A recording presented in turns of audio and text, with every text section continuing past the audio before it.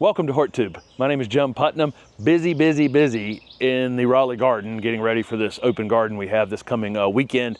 Trying to finish up the patio back here, and I had laid the stone down, and then I decided that I would put a brick mortared edge ultimately around the entire thing. And so, I guess 2 or 3 days ago, dug out around the edge, poured a concrete band around the outside for that mortared brick edge to sit on, and then this morning was able to get the bricks set in place. So I've got a little bit of infill, a few bricks to infill in here to finish this off, and that's it. Finally, we'll have this checked off. It would have been checked off a while ago, but we've been in and out of town a lot. We've been to Athens, Georgia, and I've got some in this video a little bit of footage from the State Botanic Garden down in Athens, Georgia, and we went down to Tybee. Been all over the place. We've been all over the place, and leading up to having this event. But I got a couple little things I'm going to cut on in the garden in this video, show you some footage from the State Botanic Garden down in Athens, Georgia, and talk about a few plants that are looking good here in the garden. The Marvel Mahonia has really jumped, and if you guys have seen this plant bloom, it gets flower spikes on it like this big. In the wintertime, which is kind of wild. And the pollinators, on a warm day in the wintertime, pollinators absolutely love these things. With Mahonia, you can take these, and it grows with canes kind of from the ground, similar to Nandina, similar to several other plants that kind of grow like this, where you can actually trace the canes right down to the ground if I wanted to, and it'll just come back up. So you can control the size that way. But with this one, I think I just want to take this one piece out that's grown since it flowered in the spring. You can see it's a little bit wicked. Points on the end of these. Not as bad as some Mahonia though. And I've still got time for these to put on enough growth to still bloom later this year. I may just go in here and take out a few more of these, because I know now that I've taken that one out, I think these are just going to jump right up in its place. But they're still, again, you're at the end of the time where you can be thinking about something that might bloom in the fall or winter or early spring. We're getting to near the end of the time of year where you'd want to be cutting on it at this point. So, that's all the cuts I'm going to make on it. Get a little bit more light down in it. And I think I will let it get a little bit taller in the future, but it was just growing kind of unevenly, just one piece sticking up above the plant. And I always get that question, and I've answered this a lot over the years. If it's just like one piece sticking up on the plant like that, just cut it whenever. Don't have to necessarily worry about the perfect time of year to do it. We're going to call this area the dahlia pile, because that's kind of what it is. We needed to be staking these dahlias along the way, but a lot of them are kind of laying on the ground. I still have time to come in here and just kind of gently stake some things up and get them growing. The intent here is to have these very tall back as a background to some other things, but sometimes things get away from you, right? It just happens. We're going to mulch this area here in the next few days, and I'll probably take the opportunity while I'm doing that and stake them up. But that's life. A lot of these dahlias on this side of the garden are ones from our seed, where we collect the seed on these, and then of course the bees are out here crossing them all kinds of ways. So we get all kinds of different ones. I really like, that's one I really like right there. That flower's faded a little bit, but you can see how pretty that is. That solid white one. And then let's see, this yellow one's pretty neat with that little bit of peach kind of striping in it. I'll pick up another one here that's a little fresher, but there's a little bit of peach kind of striping in that one. My all-time favorite is definitely this one, and you see the bees are working these. Probably, this is right at the top of the pollinators list. That's for sure. They're on these, all the time. Tons and tons of buds on these. They're very healthy over here. Just didn't stake them up, which is something the dahlias absolutely need. And then again, there's a couple of this one where we've divided the tubers when we were moving them back here. And then one other right there. Again, these have been crosses from ones that where we've had the seed, and this is one of our absolute favorites of that collection. I'll probably do some cuttings on this one to make sure that it survives this winter, because it's just amazing. You see some little insect in here working on that flower other than bees, but what that thing looks like a painting. Steph and I always love going to the state botanic gardens and other big botanic gardens, as you guys have seen on the channel over the years. We have videos recently from Duke Gardens, and of course the Ralston and Atlanta Botanic Garden and the Chicago Botanic Garden and the Morton Arboretum. We've done quite a few. We didn't we didn't get anyone on camera down at State Botanic Garden in Georgia, but here's a little bit of footage from that little trip.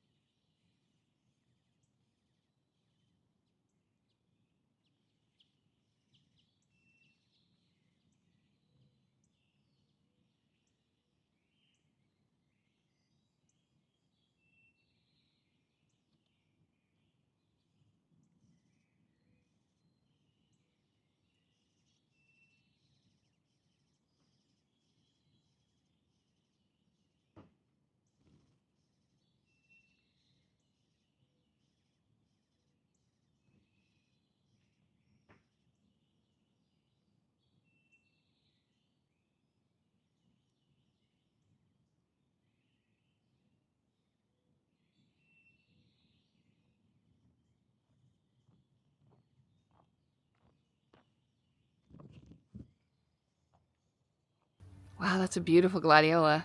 It is.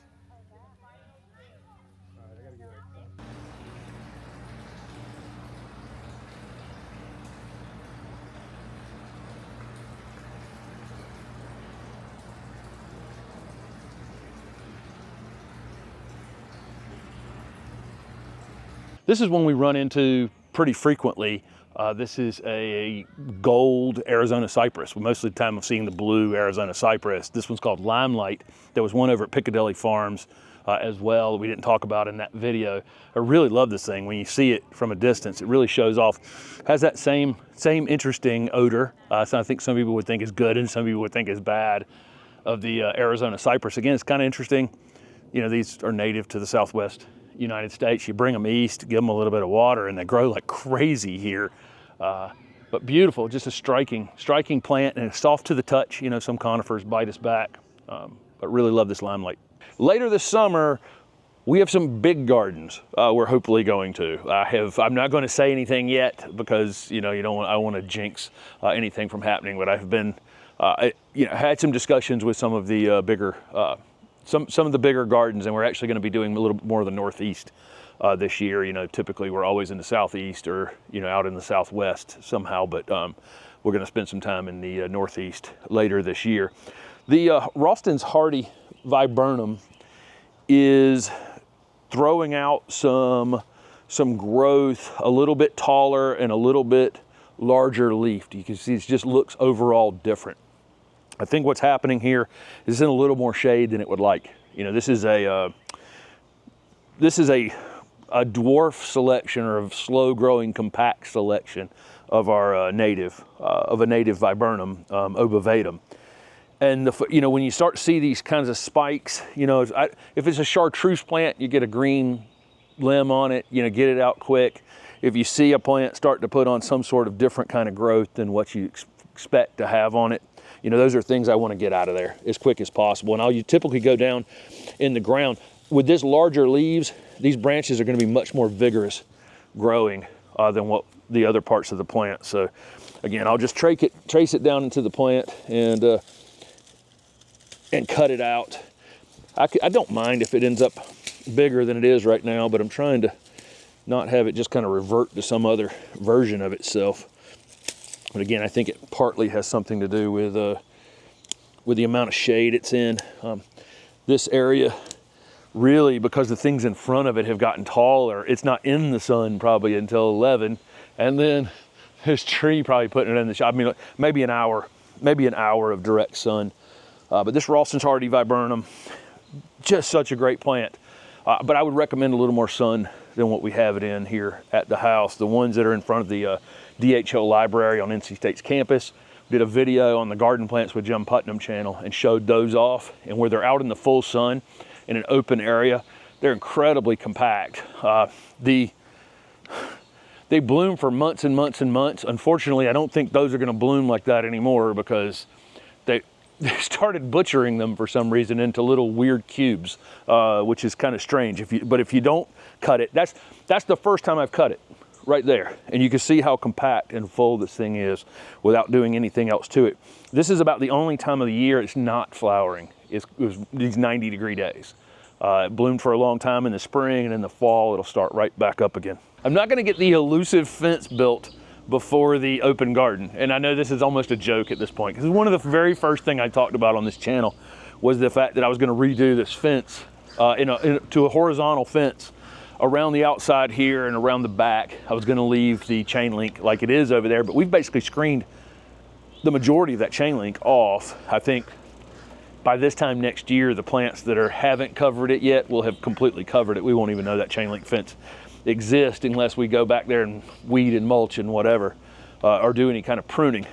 But I did get the post out for the chain link fence. So I'd taken out the chain link fence a couple months ago, and then the posts were still standing here. But I came in here and I broke some of them off, took the concrete out on some of them, but they were, I don't know how old that chain link fence was actually. I have no idea. It's been damaged a bunch of times. Back a couple hurricanes, took a couple trees down in here that had crushed some spots in it. But so it wasn't.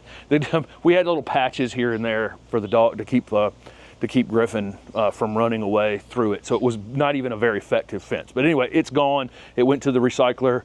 Posts are gone. They'll go to the recycler. And now I'm sitting here looking at this going, do I want to fence it in right now?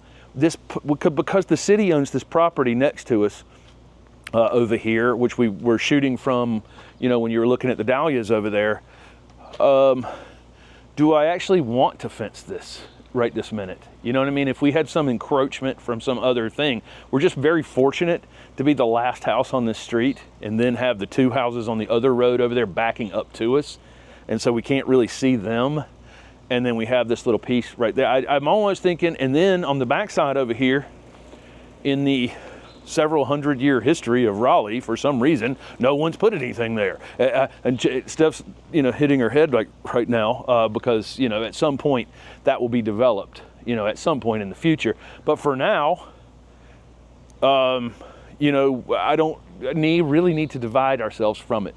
Hopefully it doesn't happen, you know, while we're here, that gets divided. So more and more over time, sometimes I'll throw something out and then I'm just like, you know, if I stew on it long enough, I'm kind of realizing that I never had fully bid on that thing anyway. You know, like I wasn't fully engaged on it, because if I'm fully engaged on something, it just gets done. You know, it's over really, really quickly. And that's how this garden moves forward. Steph is the same way. She'll just jump, you know, there's something to do, we're jumping in, doing it. This fence thing, this delay has been more about like, do I want to do it? Do I want to divide property that's not, you know, I would totally get it. Like if we had a house right there, just like on that other side, we would definitely be trying to create some privacy in here. There's just kind of no point in it. So I don't know. But you know, maybe at some point we move that forward. But for now, having those posts gone and having this thing kind of wide open and having the fence back there. And also another possibility, as Steph was just trying to tell me by doing this, but you know, I'm supposed to read whatever this is, but I figured it out. Deer, right? Yeah, is that it? Is that Rabbits? Rabbits. Okay, well, rabbits come in and go. They'll dig their way under a fence probably, but deer, we're not that far from Meredith College, which I think we've shown a little bit of video from over there this season. The red buds that are over there at Meredith, and there's a greenway there, and I think deer do have access into this neighborhood, and we've had deer back here a few times, and we've got a couple things that have been nibbled on in the last week or so, so we think we may be having a visitor right now. So if the deer pressure really ramped up in time, you know, that would be another reason to put the fence in as well. There's very little red in this garden, and I've never been all that drawn to it. But we do have a red salvia out in the front garden, and you know, it looks great in like a big cluster of its by itself. You know, it looks very, very, very striking. This scarlet bee balm definitely fits that description as well. And in this mass like it is, it just looks great. The bees are loving it. The hummingbirds are absolutely loving the red monarda as well. The Grand Cascade butterfly bush is really starting to show some color. Looks really great back there. It's about 6 feet tall at this point, maybe 7 feet tall. It should be full bloom here in the next week and a half or so. It's a little slower to come out. We have others that are way, way, way ahead of this one.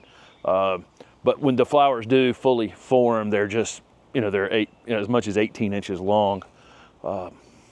Then in this little space, there's a ton of salvia. There's more dahlias, and these are named dahlias. Our seedling dahlias are over there, the ones that we've, you know, collected the seed on and done. And then there's a combination of white, purple, various color salvias in this area, but it's super, super showy. It's kind of hitting its peak stride in this little area. And that's how this garden kind of works, is that, you know, this will kind of fade into the background and something else will just kind of take its place in time. It's really good to have the monarda in a place where you can put something in front of it like these salvias, because they will inevitably end up with powdery mildew on the leaves. There's no question about it. But the flowers are going to sit up big and tall above that powdery mildew, and the salvia that's in front of it will block block out that foliage. So the only thing about the scarlet bee balm I'll tell you is it runs. You know, a lot of our great natives are pretty good at running in the garden. So when this one wakes up in the spring, gotta kind of get it back into, you know, a little bit of control added to it. But it is super, super striking, and the bees absolutely love it. One thing about these red flowers is, boy, does it draw in you know, draw in the pollinators. So there you go. There's a few things that are looking pretty good in the garden, a few projects. You know, this patio I hope to have done tomorrow or the next day. The poster down over there, a little bit of pruning going on, and some trips out into the world. Thank you guys for watching.